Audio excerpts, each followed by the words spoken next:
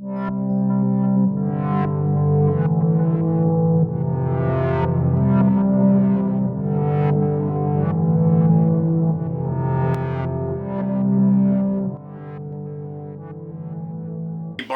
back in the museum. Just want to talk a little bit tonight about some of the things we've caught over the years on the paranormal end, like the ghost cat, the Confederate soldier, and the shadow that we caught in the museum fairly recently. There's a lot of different things. I'm just going to focus on these three and just kind of do a recap. Let's start with the shadow we just caught recently.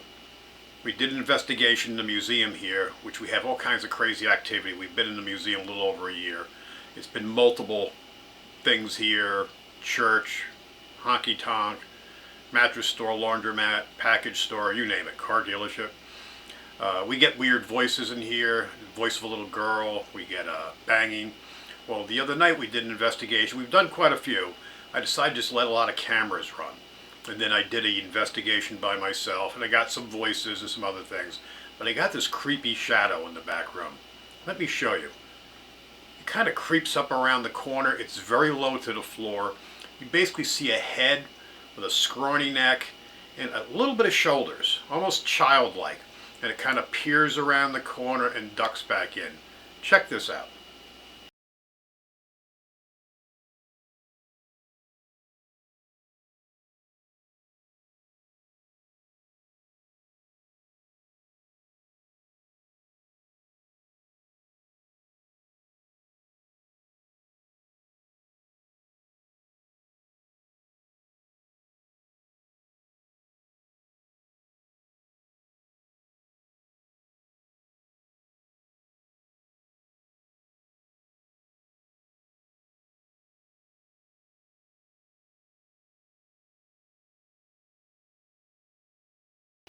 The next thing I want to talk about is a Confederate soldier that we caught at Medoc Mountain State Park. We weren't there for paranormal activity. Matter of fact, we're out there for a Bigfoot expedition, and we're getting ready to go out, and it's starting to get dark. Kind of dusk, but we can still see. But one of the guys hears noises behind the campsite. We're at campsite 19. The thing that we caught was behind campsite 20. He runs into the woods. So I follow in. Thank God I had my thermal camera on me because I was getting ready to go out. And he's yelling, "Did you hear that? We heard movement behind the campsite." I said, "Yes, I don't know what it is. I don't see anything." So he runs down. So he's quite a ways down. It drops off pretty steeply behind the campsite. And it's kind of a trail down there. So he's down there and he's looking around. So I pick up the thermal camera, just looking for, I'm thinking, Bigfoot. And I don't see anything, but I see heat coming from behind the tree. You can get heat shine, like if someone hid under a car with a thermal camera, you can still detect things.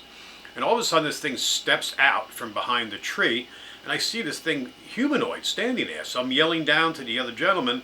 I said, "It's standing right there. Can't you see it?" And he couldn't see it. He says, "I can hear it, but I don't see it." And I couldn't see it with my naked eye either. I could only see it with a thermal camera. Check this thing out. It was crazy. This thing stood there. Not till later when I zoomed in did I realize you could see the eyes luminescing almost back to me, which the thermal camera doesn't do that. And as I'm watching, it just kind of faded back and it was gone.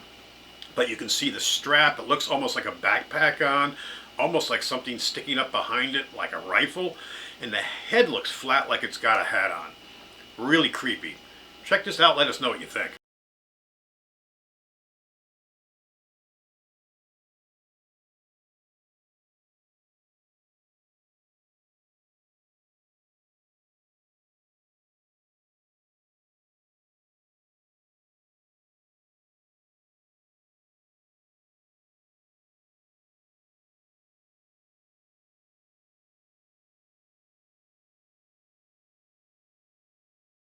Okay, the next one I want to show you is something I've gotten quite a few years ago. I think it's like 12 years old now. This is back when I was still working for the New York Daily News, and I did this paranormal investigation upstate New York at the Shanley Hotel. And not until about a month later, when I was actually had the time to put together this little documentary and go through all the evidence, I had a DVR system with a whole bunch of cameras run throughout the building. And when I was going through the evidence there, I saw this crazy thing move across from one room to another on the 3rd floor. And it's this ghost cat. Didn't know anything about this cat. Didn't know about a cat dying in this room until after the fact. I sent what I caught back to Sal, the owner of the hotel at the time, And he calls me back about 20 minutes later. You can hear the emotion in his voice. And he's freaked out, says, "You caught my cat." I said, "What cat? What are you talking about?" And then he tells me the story about the cat that lived in his apartment on the second floor. It was an older cat. Would no longer stay in his apartment, wandered up and down the second floor. Outside his apartment, he had to feed it there. Eventually went up to the third floor and it settled in his room at the end of the hall. They called Claire's room. And this woman Claire lived in there, apparently was murdered in that room. And that's where the cat stayed. It was inconvenient for him. He had to feed the cat in there. But basically, one day he went up there checking on the cat like he always did, and the cat passed away. He was deeply upset. He buried the cat out on the property. I show up 3 years later to do this documentary, and I catch this crazy thing moving across the hall. And you can see it's just the rear end of a cat. Check this out. It's crazy. Let us know what you think.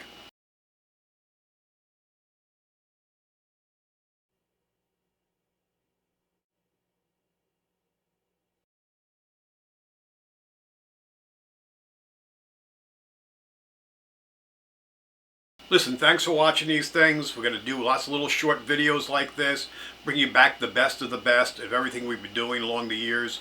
And there's so much stuff. Every time I dig through the computers, we find more and more things we totally forgot about. I just wanted to bring these three to your attention. I think they're pretty creepy. What do you think? Thanks for watching. Don't forget to like, subscribe, and share.